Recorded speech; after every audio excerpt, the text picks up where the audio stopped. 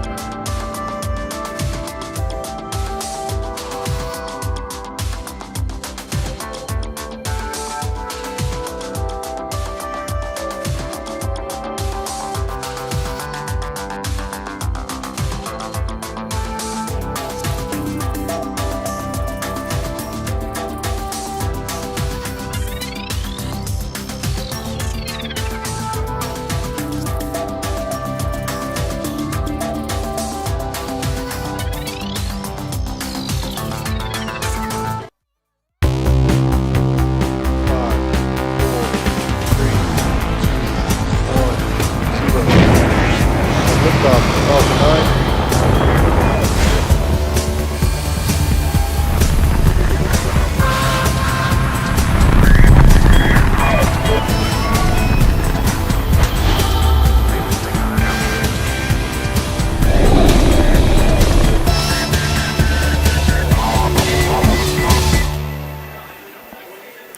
Good afternoon. It is Wednesday, April 22nd, and you are looking at a live view of Falcon 9 as it awaits its 3:31 p.m. Eastern Time launch from Pad 39A at Kennedy Space Center in Florida. Hello from SpaceX headquarters in Hawthorne, California. My name is Lauren Lyons, and I'm an engineer on the Starlink team here at SpaceX, and you are watching a live webcast for our 7th Starlink mission and our 7th mission this year. To date, we've launched over 360 Starlink satellites to orbit, and as a reminder, Starlink is a constellation of satellites that can provide high-speed, low-latency internet across the globe, particularly in remote areas where connectivity is limited or completely unavailable. The Falcon 9 booster that you see on your screen will be flying today for the 4th time. It previously supported Crew Dragon's first demonstration mission to the International Space Station back in March of 2019, the launch of the RADARSAT Constellation Mission in June 2019, and the January 2020 launch of the Starlink mission. Just like our first stages, we are also starting to reuse our fairings. Today we are flying a reused fairing which previously flew on the Amos 17 mission last year. I mentioned that this booster flew on Crew Dragon's first demonstration mission to the space station, and if you follow SpaceX, you know the date for our second demo mission is May 27th. It'll be a historic mission launching American astronauts from U.S. soil to the International Space Station for the first time since 2011, and we'll touch on that more later on in the broadcast. If for any reason there is a hold on the countdown today, we do have a backup launch window opportunity tomorrow at 3:16 p.m. Eastern. So with that, all systems are go for an on-time liftoff this evening. Now, you may recall during our last Starlink mission, there was an early engine shutdown on Falcon 9's first stage during ascent. The Falcon 9 booster safely completed its mission as it was designed to in the event of an engine shutdown and delivered the satellites to their intended orbit. Since then, our engineers determined that the issue stemmed from a small amount of isopropyl alcohol, which is a cleaning fluid, that became trapped inside of a sensor dead leg, or an area where it couldn't flow through, and then it ignited. We did not perform that cleaning process on the rocket supporting today's mission, and all 9 Merlin engines, which were test fired on the pad just last week, are looking healthy ahead of flight. Prior to today's launch, the vehicle was housed in our hangar at Launch Complex 39A until about 24 hours ago, when the rocket, along with the Starlink payload, was rolled out to the pad and raised vertical. The bottom 2/3 of the vehicle that you can see there, that is the first stage. You can actually see the soot markings left over from its last flight. The first stage is what accelerates the vehicle through the Earth's atmosphere to the edge of space, with the help of 9 Merlin engines at the base of the rocket. Today we'll be attempting to recover the first stage for the 4th time on our drone ship, Of Course I Still Love You, which you can see there. And it's currently stationed about 350 nautical miles northeast off the Cape. Above the first stage is the second stage, which has a single Merlin vacuum or MVAC engine, which ignites after the first stage separates. The second stage is what will carry the Starlink satellites into an elliptical orbit above the Earth's surface. From there, they'll use their propulsion systems to move up to their operational altitude of 550 kilometers. Falcon 9 began loading propellants at T-minus 35 minutes. And as a reminder, we use a rocket-grade kerosene, or RP1, as our fuel, and super chilled liquid oxygen, or LOX, as our oxidizer to power the Falcon 9. Currently, RP1 and LOX are nearly fully loaded on both stages, and LOX will continue to be topped off right up until the last minute of the countdown. The stack of 60 Starlink satellites is safely enclosed inside of the 17-foot diameter payload fairing, which you can see there, that pointed cone at the very top of the rocket. This protects the satellites from aerothermal heating, aerodynamic loads, and contamination during ascent. Once we reach the vacuum of space, we will jettison the fairing as the second stage continues on its journey to orbit. We won't be attempting to catch the fairing halves in our nets today, as our boat and fairing software are undergoing upgrades, but weather permitting, we will try to recover them from the water using our recovery ships Miss Tree and Miss Chief. And there's a live view from one of those ships. So as you can see, the water is looking a little rough, so stay tuned. Now, if you've been tracking the lead up to today's launch, you know that the weather has been a watch item for the last several days, with tornado warnings moving through the area. Our rocket and payload, however, were in the hangar as the storm passed, so we didn't see any adverse impacts as a result of that weather. And today, it's looking like a beautiful day for a launch. So with that, the vehicles, satellites, weather, and range are all looking good for an on-time liftoff just a few minutes from now.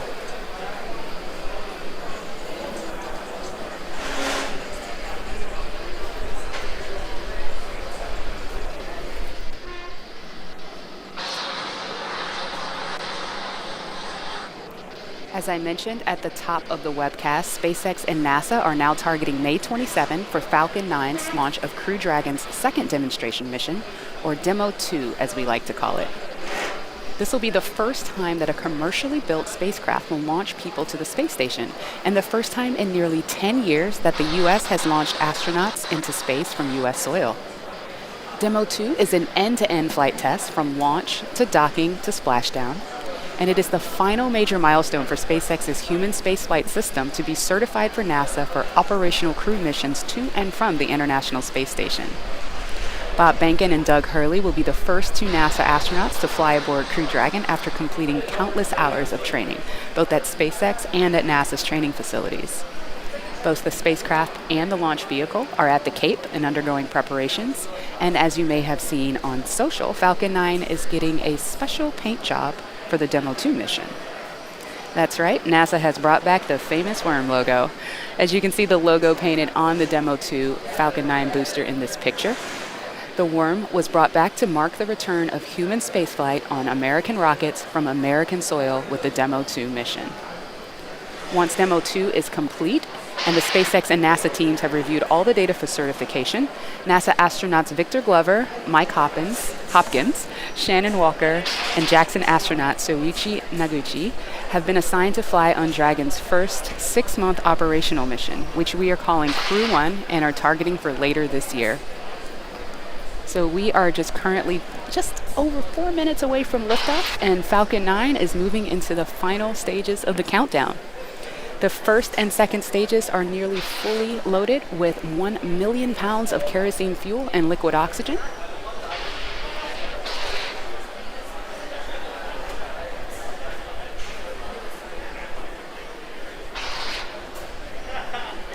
It's a clear, beautiful, gorgeous day out there.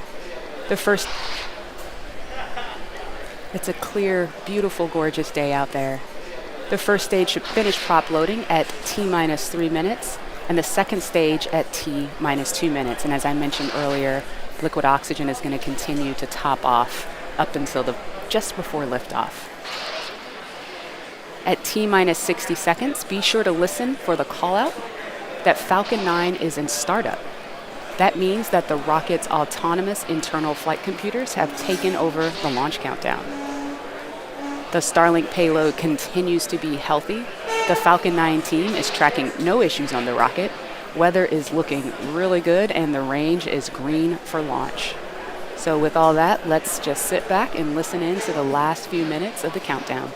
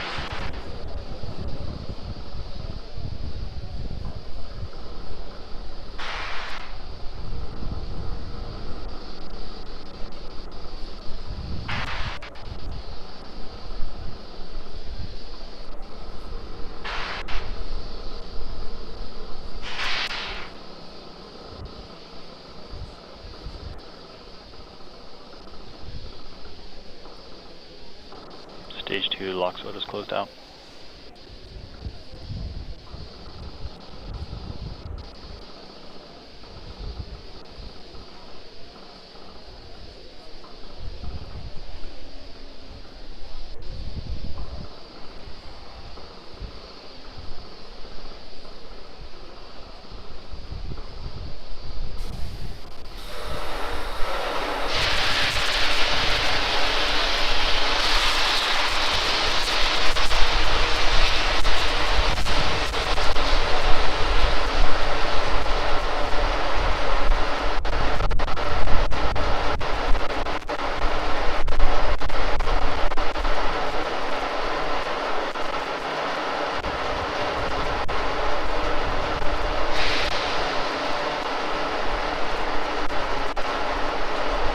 Falcon 9 is in startup.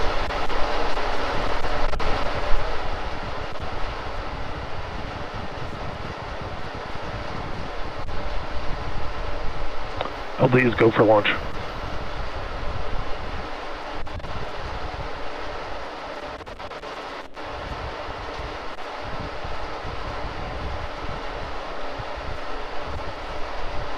T-minus 30 seconds.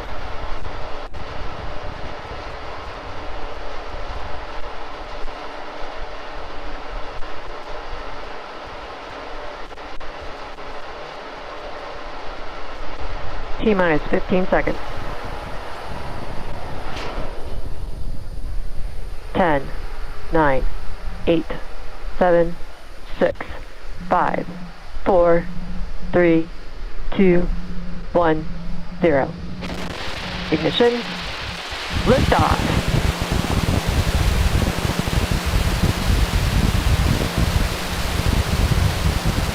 Falcon 9 switching down range. Stage 1 propulsion is nominal.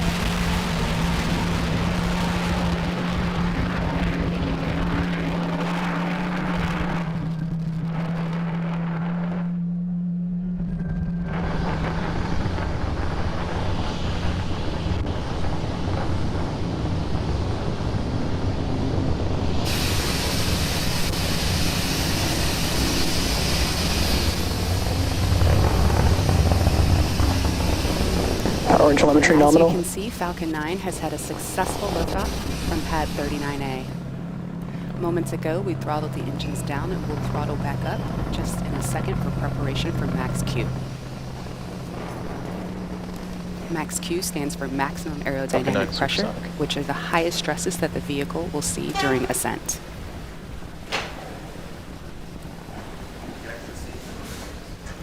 Maximum aerodynamic pressure.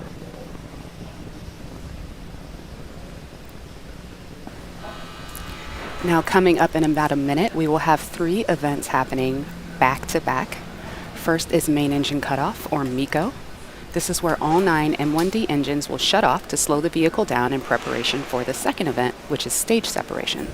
This is where the second stage will separate from the first stage, with stage 1 making its way back down to Earth for landing, and stage 2 kicking off that third event that I mentioned, which is SES-1, or The back Second engine Engine fill. Start 1. This is where the MVAC engine will light up and propel the second stage along with the Starlink satellites to orbit.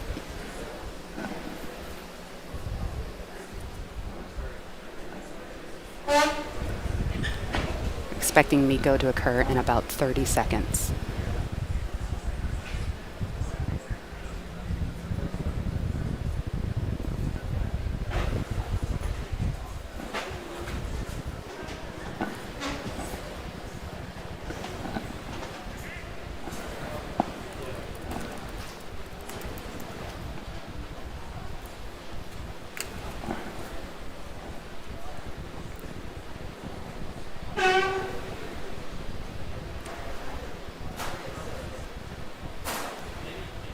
MECO. Stage separation confirmed. Successful MECO. Successful stage sep. And it appears we have reignited or ignited that second stage engine for SES-1.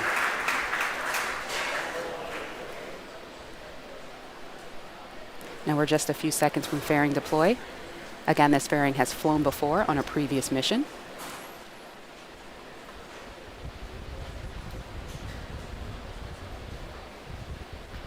Grid fins are opening up. Fairing separation confirmed. And we have fairing separation. We have successfully reused this fairing. Now those halves are making their way back down to the sea, where hopefully we can scoop them up.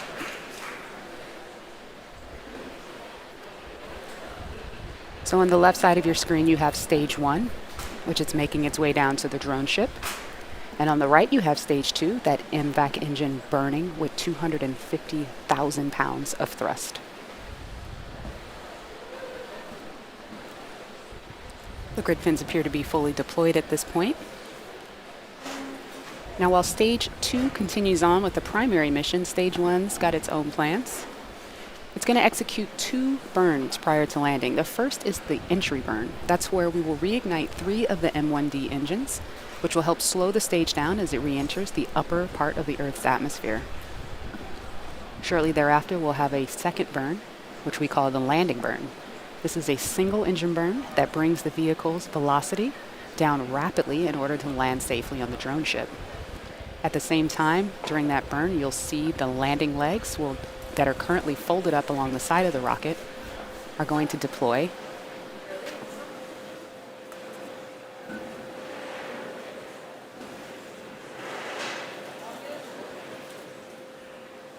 MVAC is looking good right now. It looks a little overexposed on that image there, but we can still see the plume coming out, and we're still hearing good data.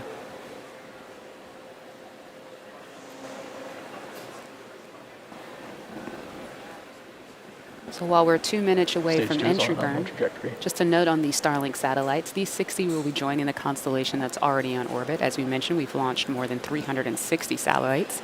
And again, these are to provide high-speed, low-latency internet to people down on that globe that you see on the right side of your screen.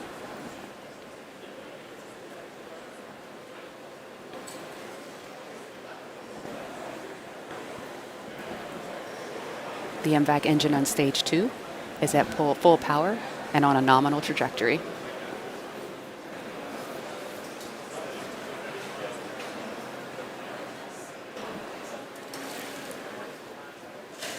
Now, as stage 1 is making its way down, again, there are no engines burning while it's doing this.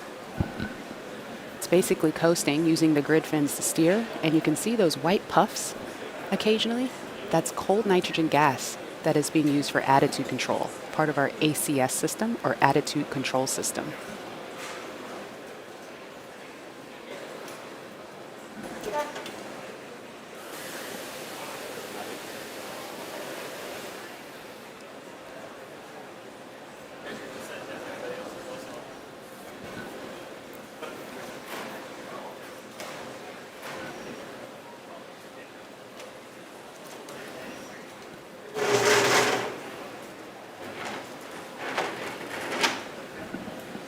Okay, that entry burn should be coming up here in about 15 seconds. Meanwhile, stage 2 continues on as planned.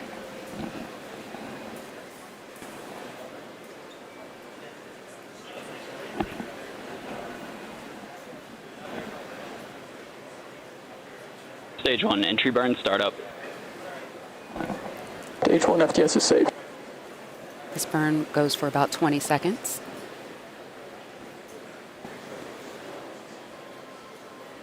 Four engines burning at once right Stage now. 2 continues to follow a nominal trajectory. Stage 1, entry burn, shutdown. All right, successful shutdown of that entry burn. Meanwhile, stage 2 is looking great.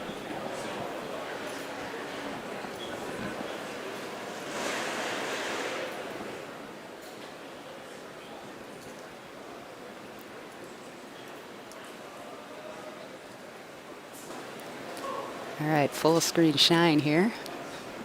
There we go.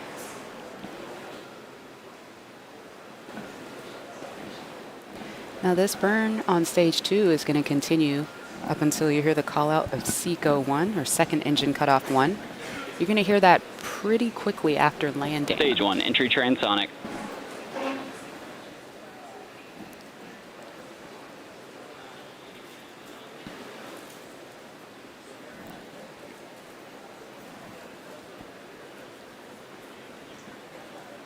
All right, MVAC D is beginning to throttle down, getting ready for that second engine cutoff.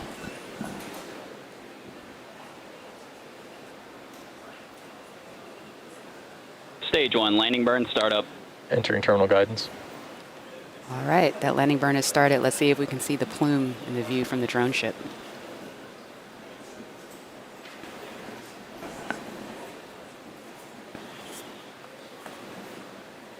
Stage 1, landing leg, deploy. Stage 2 FTS is safe. There it is. Let's see. We have cheers. We have a rocket. Awesome. This is the 4th landing for this booster. And as you can hear, everybody here is super stoked to see it there. It's great. Gorgeous day. Gorgeous rocket. All right. And we have second engine cutoff on stage 2.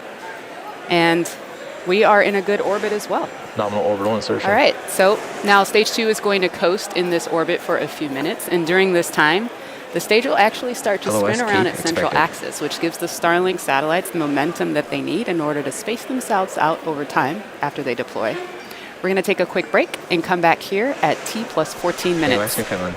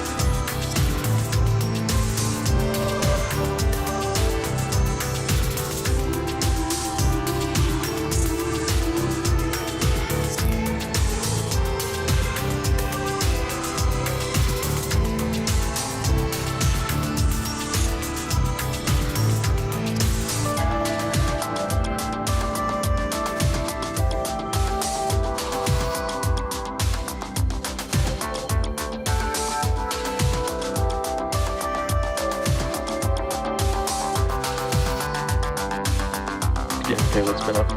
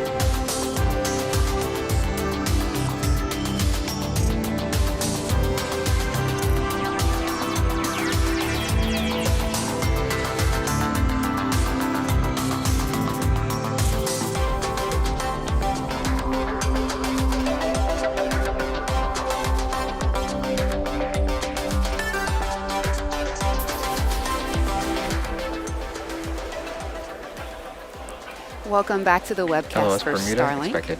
So far, we have had a successful mission thus far. We've had it at stage 1, ascent and landing. And stage 2 got the Starlink satellites into a good orbit and is now coasting and getting ready for deployment of those Starlink satellites. So we're going to listen in for the call out. It should come in about 30 seconds or so.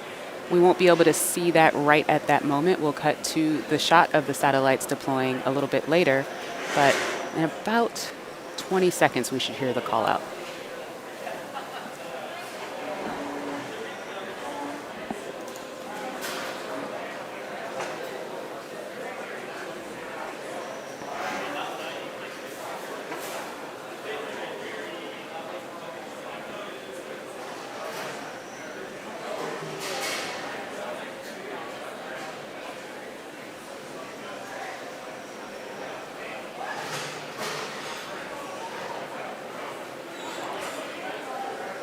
Payload deploy confirmed.